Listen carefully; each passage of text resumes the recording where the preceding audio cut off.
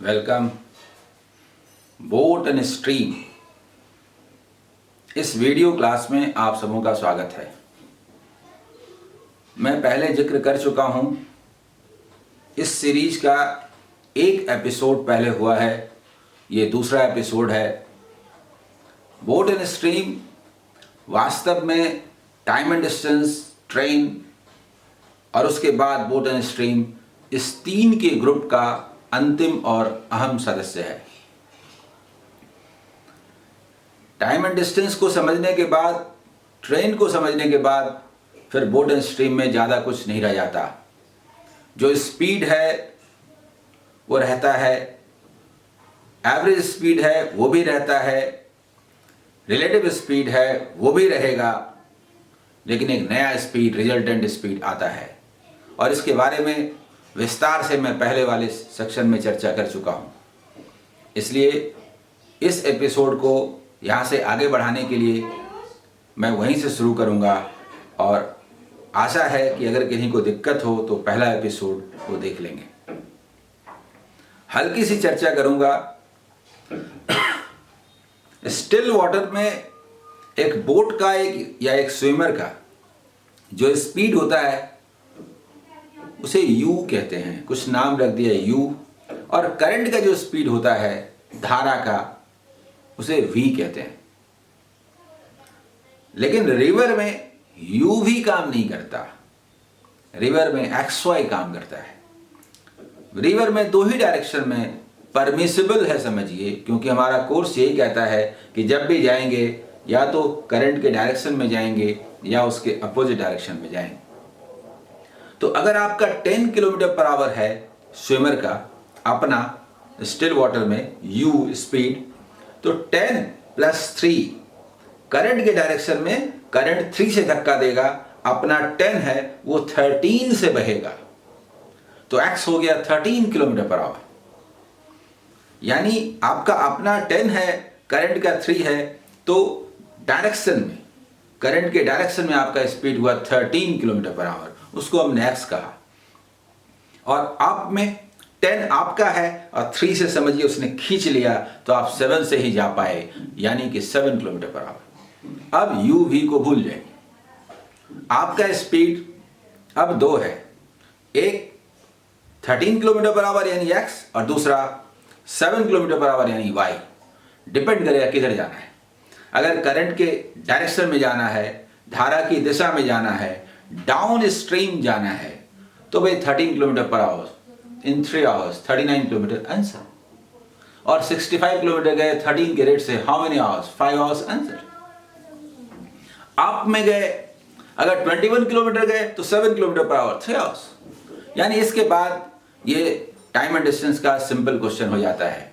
तो हमें याद रखना है कि अपना speed, own speed U 10 kilometre per our और करंट का स्पीड V, ये दोनों मिल के डाउन में 13 होता है, U प्लस V होता है, X is equal to U plus V होता है। और आप में Y मतलब U माइनस V होता है, 10 माइनस 3 यानी 7। अगर ये बात समझ में आ गई तो फिर और कुछ नहीं है। हाँ, फॉर्मूलेशन के ख्याल से थोड़ी चर्चा कर लेते हैं, अच्छा रहेगा, सुविधा होगी। ये नंबर सिस्टम का भी सवाल हो जाता है। थोड़ा देखिए, अभी हमने बात किया क्या 10 प्लस 3 13 से बहेंगे, यानी X जो होता है, X वो क्या होता है? U plus V। और Y क्या होता है? U minus V। यहां से कुछ अच्छे रिजल्ट्स आते हैं। U का वैल्यू क्या होगा? X plus Y by 2। Solve कीजिए, देखिए, जस्ट अरिथमेटिक मीन, रिजल्टेंट जो स्पीड्स है ना X और Y, डाउन में और अप में, इसका अरिथमेटिक मीन। और V क्या होगा? X minus y by 2। थोड़ा इसको देख लीजिए, ये कोई फॉर्मूला है? इसको तो फॉर्मूला बोलना बेकार है। अरे 10 है, 3 है, 13 से नहीं जाएंगे क्या? 10 है, 3 से खींच लिया तो 7 से नहीं जाएंगे क्या? 10 और 7, 13 और 7 दोनों दिया है, तो मेरा अपना बड़े वाले का स्पीड यानी स्टिल वाटर में स्पीड 13 प्लस 7 20 बाई 2 10 नहीं होगा क्या? अभी जो हम लोग जा रहे थे, समझिए। और ये 13 माइनस 7 6 बाई 2 यानी 3 हुआ कि नहीं? यहां से एक अच्छा रिजल्ट आता है, वो जरा देखिए। अगर हम लोग U इज टू V लें तो आप देखते हैं क्या आता है? X प्लस वाई बाई 2 और X माइनस वाई बाई 2, यानी कि ये एक बहुत बढ़िया रिजल्ट है और इसका इस्तेमाल आप कर सकते हैं। ये क्या है? x plus y by x plus y is two x minus y. ये बड़े काम का रिजल्ट है, इसका इस्तेमाल हम लोग करेंगे। ठीक है, इसको फॉर्मूला बोलना बेकार है, ये नंबर सिस्टम का सिंपल प्रॉब्लम है, इसको देख समझ लीजिए। उसके बाद हम लोग क्वेश्चन पे चलें।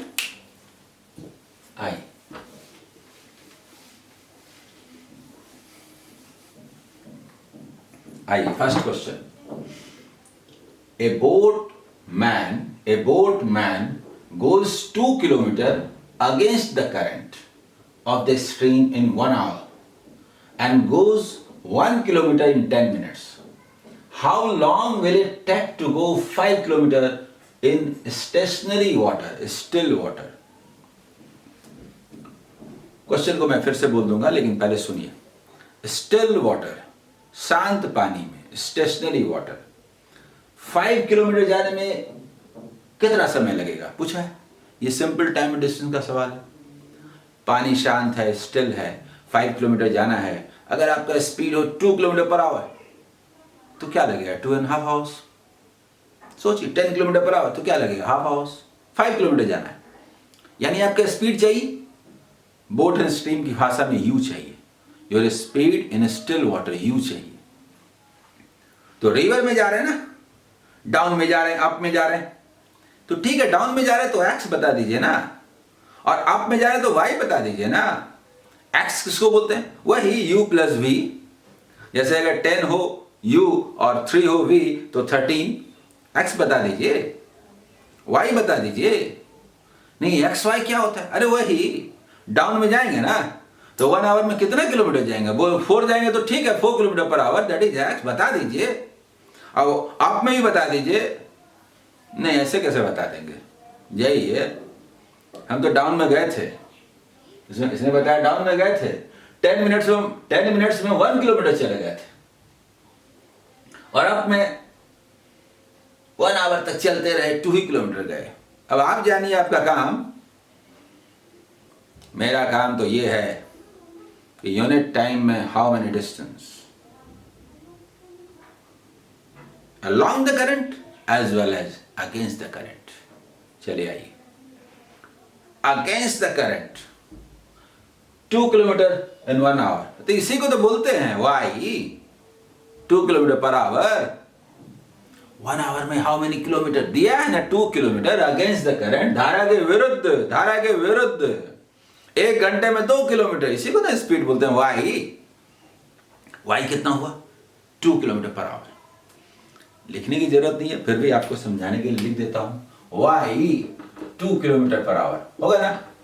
हाँ, डाउन में कैसे गए थे? 1 घंटा में कितना गए थे ये तो नहीं मालूम है 1 घंटा में कितना गए थे, लेकिन ये मालूम है ना कि 10 मिनट लगा था 1 किलोमीटर जाने में। अच्छा, डाउन में धारा की दिशा में 10 मिनट में गए थे 1 किलोमीटर, तो 60 मिनट चल लेते हैं ना, 6 किलोमीटर जाते हैं, और क्या होता? क्या बोले? 10 मिनट में 1 किलोमीटर, तो 60 मिनट्स में 6 किलोमीटर, यानी 1 आवर में 6 किलोमीटर। यही स्पीड है आपका, बोलना ना चाहिए था। डाउन द करंट यानी x क्या हुआ? 6 किलोमीटर पर आवर। सुनिए, x क्या हुआ? 6 किलोमीटर पर आवर। ठीक, x मालूम है, y मालूम है, u क्या होगा? u स्टिल वाटर में u अभी हम लोग निकाले थे ना, जस्ट अरिथमेटिक मीन u निकाले थे ना, u x plus y by 2, 6 plus 2 by 2, देखिए 8 बाई 2 यानी 4 किलोमीटर पर आवर। जैसे मूवी में इंटरवल होता है, क्वेश्चन में भी इंटरवल होता है। क्यों नहीं? मूवी एक साथ शुरू होती खत्म हो जाती, घर में आप देखते हैं ना, एक साथ शुरू होती खत्म हो जाती, हालांकि ऐड तो आता रहता है। इंटरवल का बड़ा महत्व है। पूरी मूवी का 60% पार्ट हो जाता है और एक ऐसे मोड़ पर खत्म होता है जहां के बाद रोमांच बाकी रहता है।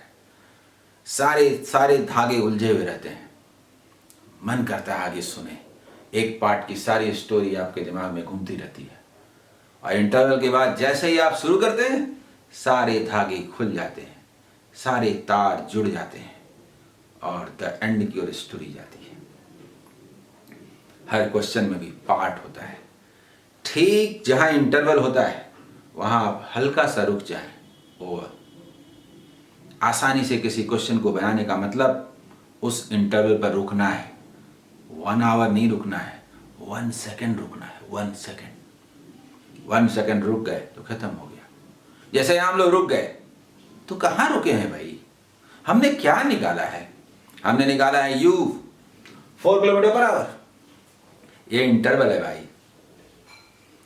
शांत पानी में 4 किलोमीटर पर आवर का स्पीड है।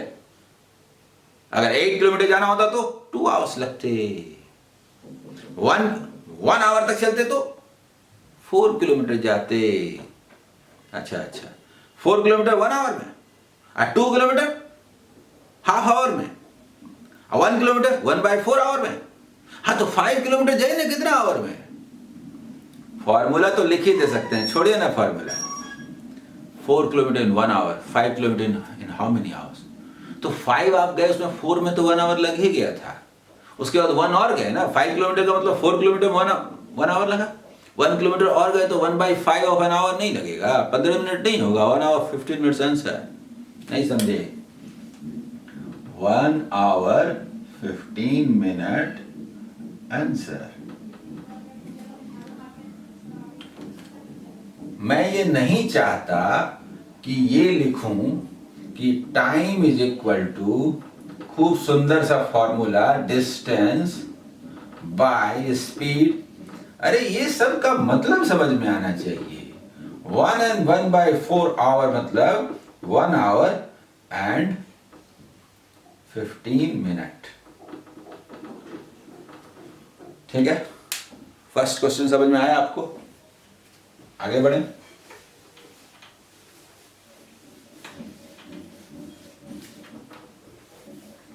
Second question, a man takes twice as long to row a distance against the stream as to row the same distance in favor of the stream. What is the ratio of the speed of the boat in still water and the stream? Question क्या कह रहा है? River में, तो river में current flow करेगा, एक direction होगा। तो यदि हम करंट के डायरेक्शन में जाएं और फिर वापस आएं, तो एक बार तो डाउन में गए, एक बार अप में गए।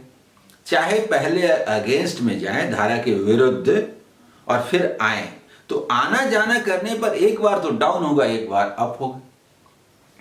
एक सर्टेन प्लेस तक जाते हैं और वहां से ठीक वापस आते हैं, तो डिस्टेंस तो सेम है। डिस्टेंस सेम होगा। अगर टाइम 2 गुना लगा तो स्पीड आधा नहीं है क्या? अगर डिस्टेंस सेम हो, ratio of speed is inversely proportional to ratio of time. नहीं समझे? किसी का 2 गुना स्पीड, आधा टाइम। कहां? वही दूरी तय करने में।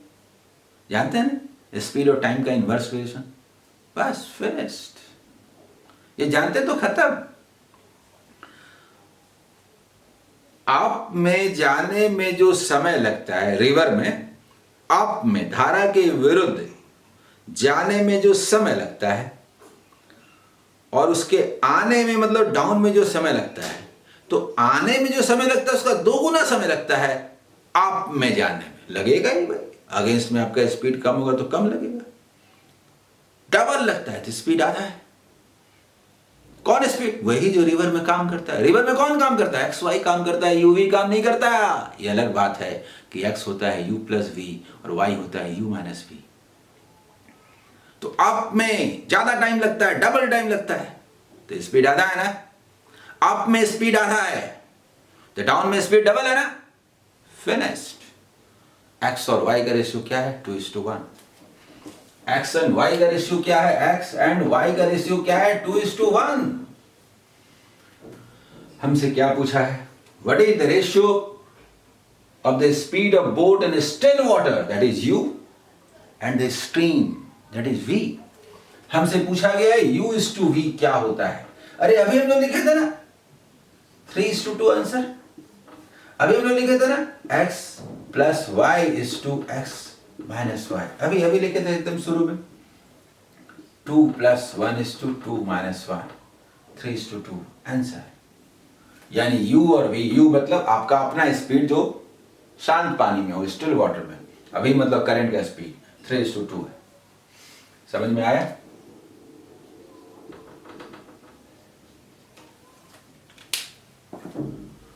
इसके बाद थर्ड नंबर क्वेश्चन, पहले मैं पढ़ देता हूं। The speed of A boat in still water is 6 km per hour and the speed of the stream is 1.5 km per hour. A man rows to a place at a distance of 22.5 km and comes back to the starting point. Find the total time taken by him. देखिए, मेरे दिमाग में हमेशा ये बात रहती है कि वैसे व्यक्ति भी वीडियो देख रहे होंगे जिनका पहला क्लास होगा, वैसे व्यक्ति भी देख रहे होंगे जिन्हें मैथ से डर लगता होगा। मैं चाहता हूं सिर्फ वो ध्यान से सुने, समझ में ना आए तो भी सुने। अगर वो ध्यान से सुन लिए तो समझ में ना आने का सवाल नहीं है, दोबारा वो सुने तो समझ में अवश्य आ जाएगा। पहले मैं क्वेश्चन एक्सप्लेन करता हूं, तब बनाता हूं। क्वेश्चन एक्सप्लेन करते ही दिखाई देने लगता है कि आखिर वो बनेगा कैसे, यदि कॉन्सेप्ट को आपने समझ लिया है तो। क्वेश्चन क्या कह रहा है?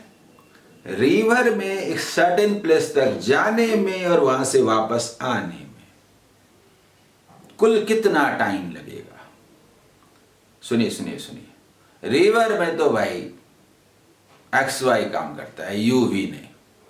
मुझे X चाहिए, मुझे Y चाहिए, UV नहीं चाहिए। भाई UV नहीं चाहिए तो XY बनेगा कैसे? मतलब देख लेंगे UV क्या है, उसके बाद फेंक देंगे, नहीं चाहिए। अगर U और V मालूम है तो XY मालूम हो गया। उसके बाद का काम X और Y का काम है। उसके बाद का काम सिंपल टाइम एंड डिस्टेंस का काम है। आप देखिए, U is given, V is given, U is given, V is given। दिया हुआ है U, speed of A boat in still water, शांत पानी में नाव की चाल 6 kilometre per our, 6 kilometre per our, okay. And the speed of the stream is 1.5 kilometre per our. V दिया है 1.5 और U दिया है 6। हम लोग वो सब नहीं जानते हैं U V Y, हम लोग जानते हैं डाउन में X, अप में Y। X बताइए तो ठीक है, तो X में क्या रखा है? वो वाला 6, ये वाला 1.5 है, ऐड कर दिया 7.5। हाँ अच्छा, तो ठीक है। डाउन में हमारा स्पीड हुआ 7.5 किलोमीटर पर आवर और अप में Y क्या होता है? U minus V। तो ठीक है, U मालूम है 6 किलोमीटर पर आवर, ये 1.5 तो 4.5 किलोमीटर पर आवर। मैं लिख भी दूंगा, पहले देख लीजिए। हाँ, क्वेश्चन को थोड़ा सिंपल बनाना जरूरी है ताकि ये चैप्टर आसान लगे। मैंने आपको क्या दिखाया? U दिया है, V दिया है। हमने कहा वजन नहीं चाहिए, हमें XY चाहिए।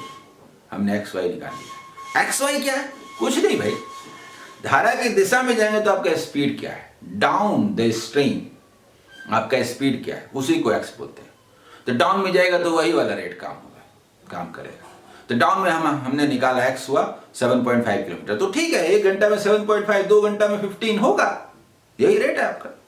नहीं, हमको तो अप में भी जाना है, तो अप में जाना है तो आपका स्पीड देख लीजिए भाई, that is 4.5 kilometre per our. हाँ, तो 2 आवर्स जाएंगे तो कितना दूर जाएंगे? तो 9 किलोमीटर जाएंगे, और क्या। समझ गया ना मीनिंग? डाउन का स्पीड मालूम, अप का स्पीड मालूम। क्वेश्चन कर रहा है रिवर में 22.5 किलोमीटर जाना है और वापस आना है, टाइम कितना लगेगा? तो तय है। डाउन में भी डिस्टेंस वही, अप में भी डिस्टेंस वही। अगर डाउन में 22.5 किलोमीटर जाते हैं तो 3 घंटा लगता है, और अप में जाते हैं तो 5 आवर्स लगता है, टोटल 8 आवर्स आंसर। जल्दी बोलिए। डाउन में आपका स्पीड है 7.5 किलोमीटर पर आवर, 22.5 किलोमीटर जाना है, तो कितना टाइम लगा? 3 आवर्स। और अप में फिर वापस आना है 22.5 किलोमीटर, और स्पीड क्या है? 4 किलोमीटर पर आवर, तो टाइम कितना लगेगा? 5 आवर्स। टोटल टाइम कितना हो? 8 आवर्स, फिनिश्ड।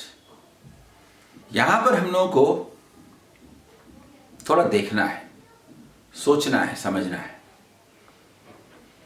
ये एक ऐसा शेप है इक्वेशन का जो एक तरह से मॉडल शेप है इस पूरे चैप्टर का, और यहाँ वैरायटी ऑफ क्वेश्चंस बनते हैं, इसलिए मैं आपको समझाना चाहता हूँ। ये कैसे आए तो आप समझ गए ना। 22.5 किलोमीटर जाने में 6 + 1.5 किलोमीटर पर आवर से, और 22.5 किलोमीटर पर आवर से ऐसे ऐसे ऐसे टोटल कितना टाइम लगेगा हमने निकाला 8 आवर्स। यही था। ये u है, ये v है, इसलिए u + v माने x है। x वाले स्पीड से इतना डिस्टेंस तय करने में कितना टाइम लगा, 3 आवर्स। ये u है, ये v है, ये u है, ये v है, तो ये क्या हुआ 4.5 किलोमीटर पर आवर y, और 4.5 के हिसाब से जाने में कितना टाइम लगा 5 आवर्स, एंड टोटल 8 आवर्स। ये समझ गए टोटल कितना टाइम लगा हमने निकाला। मैं यहां ये कहना चाहता हूं कि क्वेश्चन ऐसा भी हो सकता है कि रिवर में एक सर्टेन प्लेस तक जाने में और वहां से वापस आने में 8 आवर्स लगते हैं। 8 आवर्स लगते हैं। एक सर्टेन प्लेस तक जाने में और वापस आने में 8 आवर्स लगते हैं। अगर स्टिल वाटर में बोट का स्पीड 6 किलोमीटर पर आवर है और स्ट्रीम फ्लो कर रहा है 1.5 किलोमीटर पर आवर से, यानी यूवी दोनों दिया, what is the distance between the two corners, what is the distance, तो लेट इट इज x, तो आप x निकालेंगे। समझ में आ गया? ये निकालने आता है, निकालने आना चाहिए। ये नया क्वेश्चन हुआ, यहां नहीं है। जानते हैं कैसे बनेगा? रुकिए, x by 7.5 plus x by 4.5 is equal to 8। मैं इसे सॉल्व करूं, फिर से करता हूं, मैं यहां लिख के सॉल्व करता हूं। फिर से एक बार मैं सॉल्व करूं, देखिए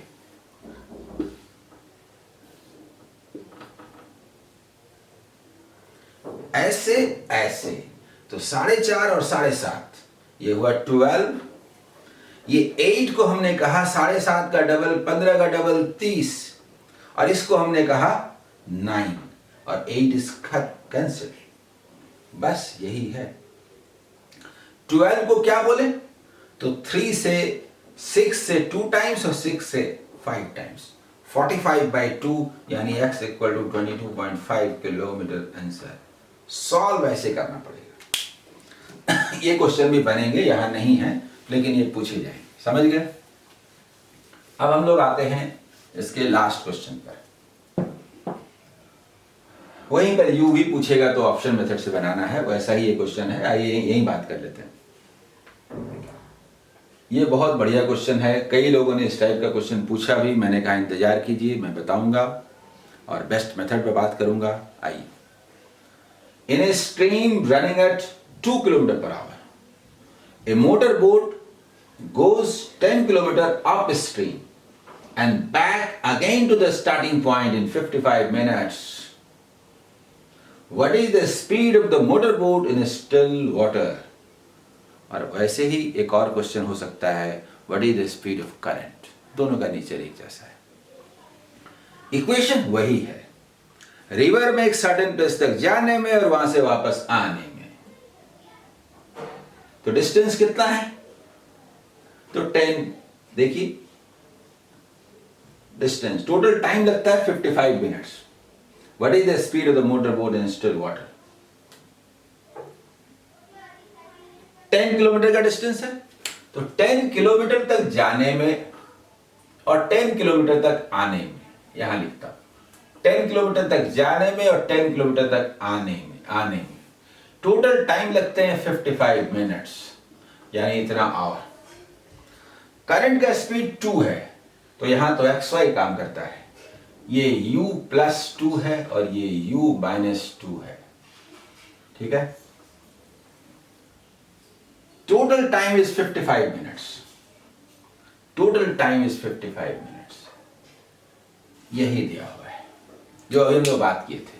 डिस्टेंस दिया है, टाइम दिया है, U देके V देके U पूछा और U देके V पूछेगा, ये दो चीजें हैं। U पूछा गया, अब इसको आप सॉल्व करेंगे तो आएगा क्वाड्रेटिक इक्वेशन इन U।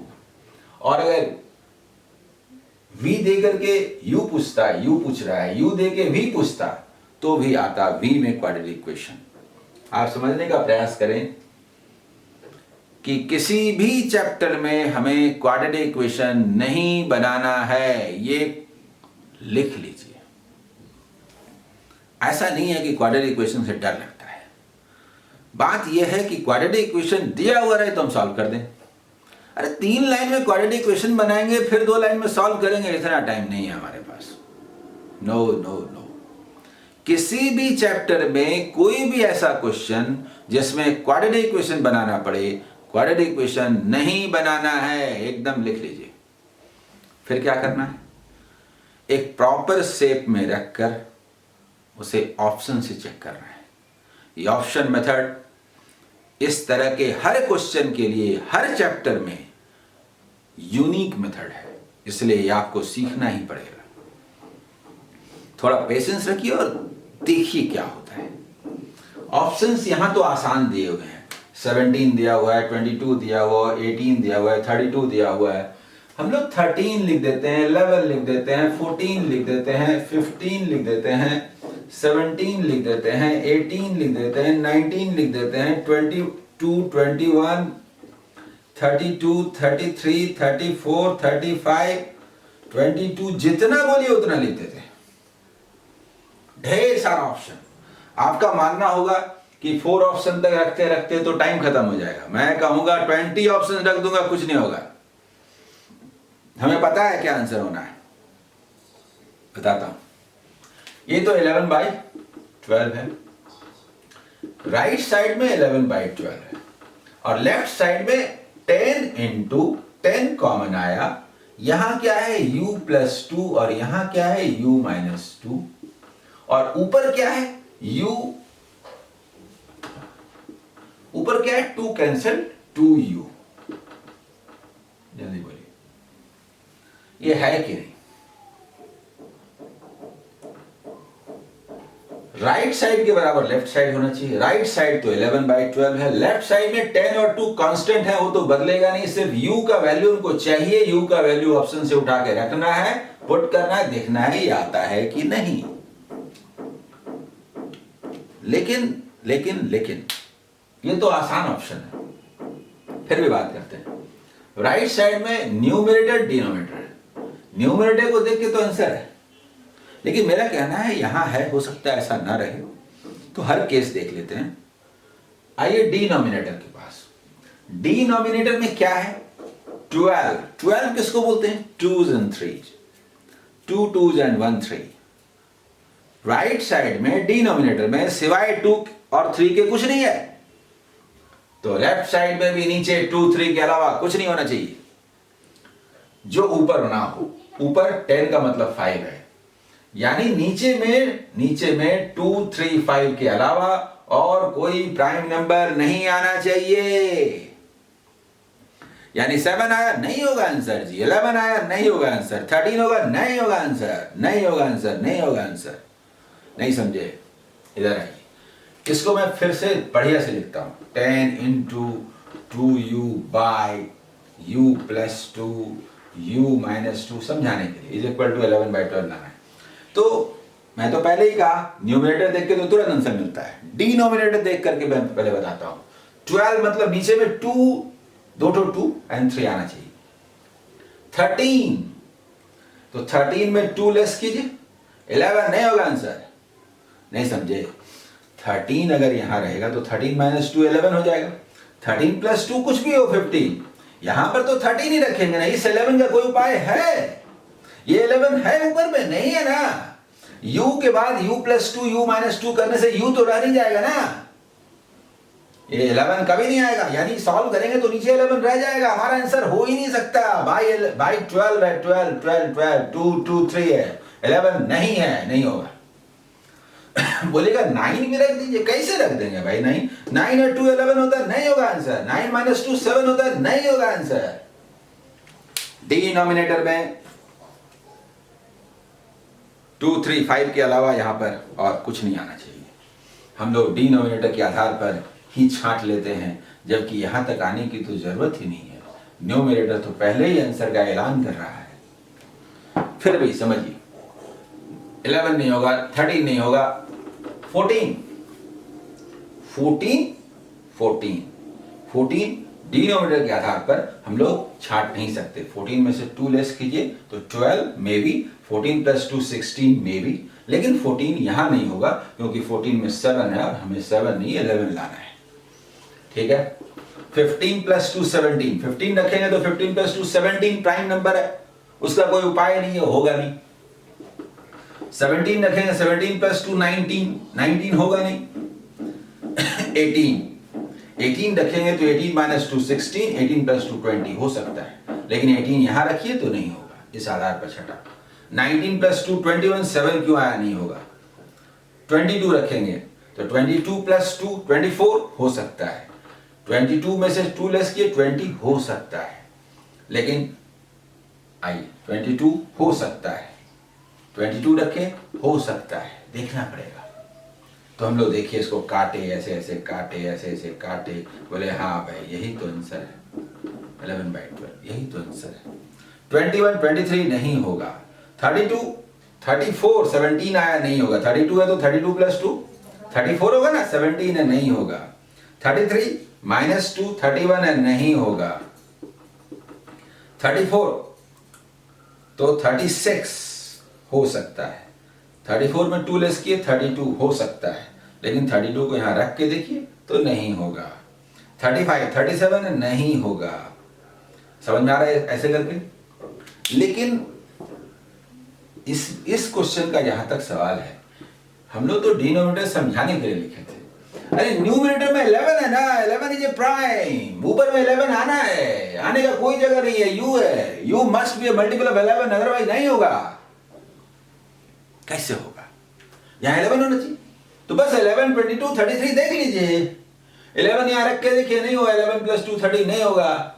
33 देखेंगे तो 33 अगर यहां रखेंगे तो 33 माइनस 2 31 नहीं होगा, आगे कुछ है नहीं सिवाय 22 के, इसलिए 22 रखेंगे तो होगा, जो अभी हम लोग निकाल चुके।